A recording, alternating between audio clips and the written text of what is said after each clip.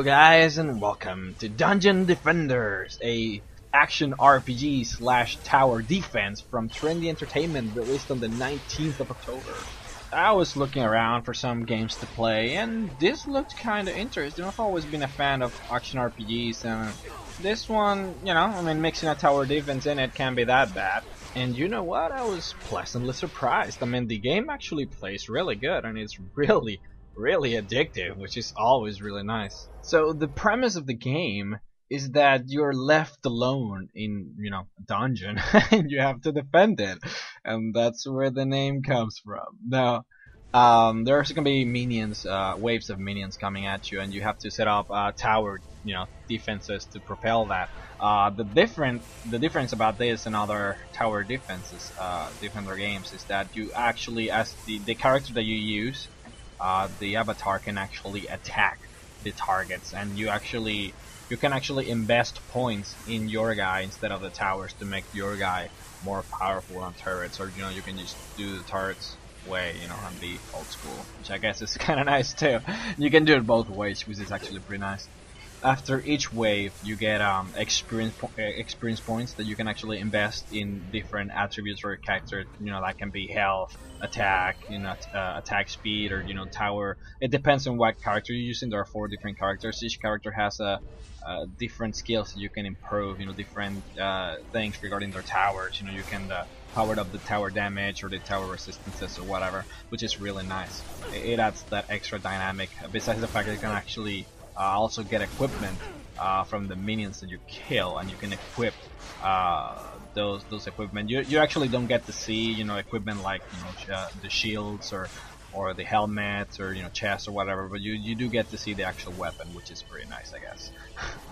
But right, so the 4 characters, you actually get to play with the apprentice, which is the mage, the warrior, which is pretty straightforward, the huntress, which is hunter, and then the monk, right? And each of those have a different abilities and different playstyles to them. For example, the apprentice is your standard tower defense guy, right? It's gonna build turrets that will shoot targets from far away, and they primarily do magical damage. Some targets are actually resistant to some type of magical damage. You have to be aware of that.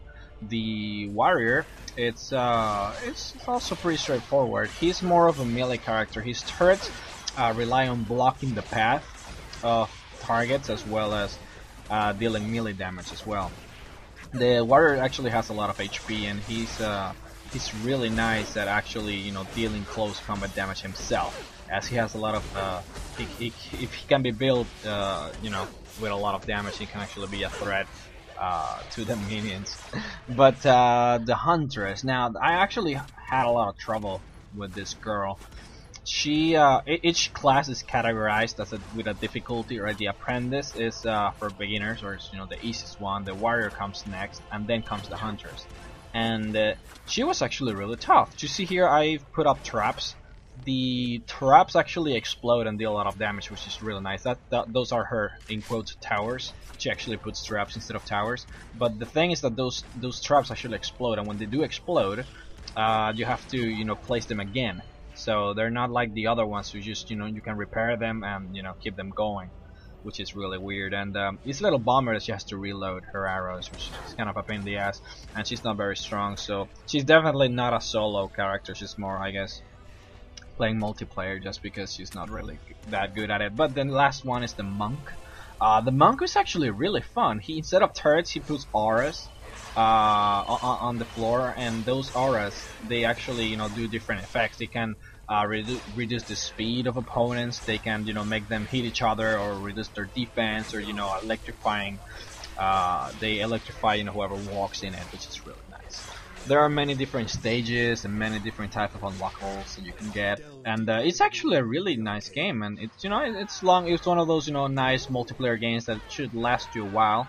But if you're gonna play this game, I do suggest playing it for multiplayer, not for single player, as the entire game seems to be based on multiplayer, and it is awesome. But guys, I suggest playing this game on multiplayer. It's really good. Each class has different abilities and different ways that you can actually equip them and level them up, and there's a lot of cooperative, factors to this game that makes it really stand out from the crowd.